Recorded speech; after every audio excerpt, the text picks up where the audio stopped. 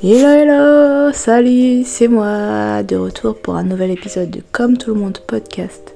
Le podcast pour naviguer la vingtaine moins seule, qui se concentre sur la santé mentale et aussi comment mieux vivre, devenir une meilleure personne. Ce sont des choses qui me tiennent à cœur, que j'arrive pas toujours à faire. Mais l'intention est là, les efforts sont là. Maintenant c'est réussir à faire 2 pas en avant et 0 en arrière. Et sans plus tarder, aujourd'hui, c'est un podcast, toujours avec un thème, toujours avec un sujet. Cette semaine, comme je filme et enregistre cela, à la fin de la première semaine du mois de juin, qui, symboliquement, je trouve que c'est un moment où on peut, comme beaucoup de grosses structures, faire un bilan à mi-année de son année, voir comment on a évolué, comment on sent mentalement, émotionnellement, physiquement, financièrement, spirituellement, en termes de projet également. Et oui, je sais pas si j'ai commencé la semaine en réfléchissant comme cela, je ne crois pas. Cette semaine du coup, qui vient à son terme, mais c'est pas grave, peu importe quand est-ce que vous écoutez. La semaine qui vient de passer, je l'ai commencé en me disant, cette semaine, je la dédie à prendre soin de moi. Prendre soin de soi, on en a déjà parlé, self-care dans un des épisodes. Si vous avez loupé, n'hésitez pas à mettre pause, à aller l'écouter et à revenir. Je vous attends. Allez-y. C'est votre porte, entre guillemets, de sortie pour aller checker un autre épisode. Mais du coup, cette semaine, ouais, je l'ai dédiée à être focus sur le fait de prendre soin de moi.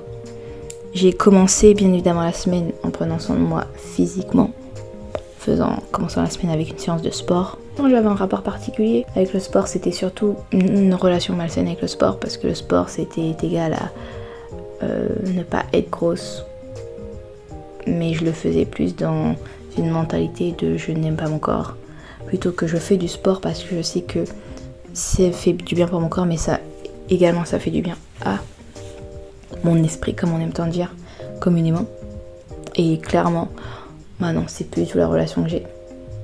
Et donc quand je repense à ça, je me dis en vrai c'est top d'être arrivé à avoir ce changement de mentalité. Donc j'ai commencé ma semaine en faisant une séance de sport, ça m'a fait du bien, ça m'a changé les idées, ça m'a mis un nouveau mood. Et c'était clairement intentionnel, tout comme le désir de prendre soin de moi. Ensuite je suis partie faire, encore une fois, en termes de prendre soin de soi physiquement, je suis partie voir l'esthéticienne, ce qui est top, parce que look good, feel good, comme on aime dire. Et c'est clairement vrai. Pour ce qui est de mon alimentation, cette semaine, j'ai un peu fait gaffe. J'ai pas très bien mangé, mais j'ai pas trop bouffé la malbouffe. Pour ce qui est de ma santé mentale, j'ai vu des potes. Voir ses potes, ça fait toujours du bien. Ça nous permet de parler, de verbaliser ce qui va pas bien, de s'exprimer. Ça permet de débloquer certaines choses. Au niveau du versant mental, j'ai également prêté un peu plus attention à mes pensées.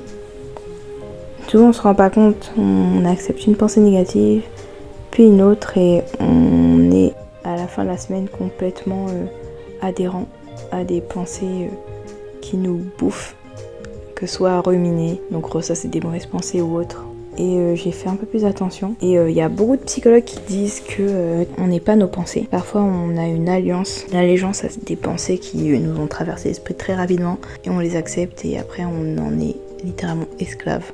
Exemple, je ne suis pas assez bien. Et je me suis rendu compte que c'était le cas pour quelques-unes des pensées qui ces derniers temps me trottaient à l'esprit.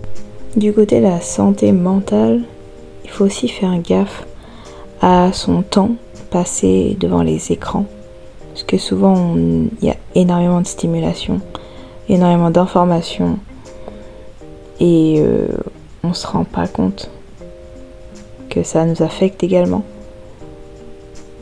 Prendre du temps pour souffler et ne rien faire aussi. Ça permet de prendre soin de soi, certes physiquement, mais plus mentalement. Un moment de pause. Tout comme aussi assouvir ses besoins créatifs. Et je finis la semaine en termes de santé mentale. Si je devais mettre une note, je dirais 6, 7 sur 10. juste pour le fait de reconnaître. 5,5 juste pour le fait de reconnaître cela. Et 7. On arrive jusqu'à 7 parce que le fait de verbaliser, et bah c'est déjà s'en débarrasser. Du moins de la moitié. Donc si j'avais un conseil à donner à tout le monde, un retour d'expérience plutôt, ce serait en termes de prendre soin de soi mentalement, faites gaffe aux pensées. Essayez juste d'être conscient, de prendre conscience, d'écouter chaque pensée qui traîne dans votre esprit, de pas vous y identifier. Ensuite, financièrement, est-ce que j'ai pris soin de moi financièrement cette semaine? Je trouve que cette semaine j'ai quand même pas mal dépensé.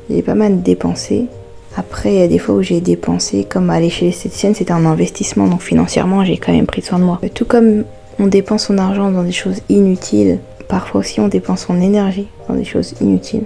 Et c'est là où la catégorie prendre soin de soi spirituellement, qui est pour moi le fait de dépenser son énergie vitale dans la dépenser, ou plutôt la déverser dans des bonnes choses, dans des choses qui vont nous revenir. Donc investir son temps, que ce soit pour apprendre de nouvelles compétences, que ce soit pour entretenir des relations avec des personnes qui sont bienveillantes, nous aiment et veulent nous voir grandir et autres. Ça veut aussi dire prendre soin de soi spirituellement, aligner son comportement à ses valeurs et faire confiance à son intuition. Et ça peut trigger plus d'une et plus d'un quand on sait que ce n'est pas toujours le cas. Parfois on sait que notre intuition nous dit c'est pas une bonne idée, mais cette histoire d'allégeance que je disais tout à l'heure à des pensées qui ne nous définissent pas, mais auxquelles on s'identifie, on s'accroche, on en crée une identité du coup, nous font agir en dehors de ce que notre intuition même nous dit. Et ça, c'est ne pas prendre soin de soi également. Si vous faites partie des gens qui se sont sentis trigger après ce que je viens juste de dire, sachez que je ne vous juge pas. Je pense qu'on est toutes et tous passés par là. Maintenant, il s'agit pour nous tous d'en prendre conscience, d'accepter qu'on se soit trahi et maintenant d'apprendre de ses erreurs. On peut le faire. Je crois en nous. Et si je devais mettre une note pour cette semaine, je pense que ce serait un 6,5. J'ai quand même, sur le deuxième versant de la semaine, j'ai quand même bien pris soin de moi. Bon, après, je me suis un petit peu laissée embarquer dans une aventure. Ça va, j'ai tenu promesse. Je suis pas trop restée, je suis pas allée tout en dehors.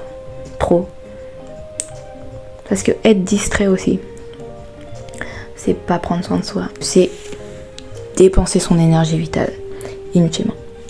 Se divertir et se distraire, deux choses différentes. Si jamais vous êtes intéressé par la réflexion, je me suis posée sur quelle est la différence. J'ai également un épisode qui pourrait vous attendre quelque part. C'est comme tout mon podcast, la chaîne sur YouTube. Mais oui, c'est vrai, je réfléchis énormément. C'est pas toujours une bonne chose. Parce que quand on est trop dans l'intellectualisation et la réflexion, on n'est pas assez dans l'action. Faut souvent trouver la balance et c'est pas toujours facile pour moi. Mais oui, je tends à le faire un peu plus. Et du coup, vient le versant de la santé émotionnelle. Est-ce que j'ai pris soin de moi émotionnellement parlant? Par là, je veux dire, est-ce que j'ai extériorisé, exprimé mes émotions? Est-ce que je les ai vécues au lieu de les intellectualiser? Est-ce que j'étais sincère avec moi-même et en échange sincère avec les autres? Je dirais oui. Un oui nuancé.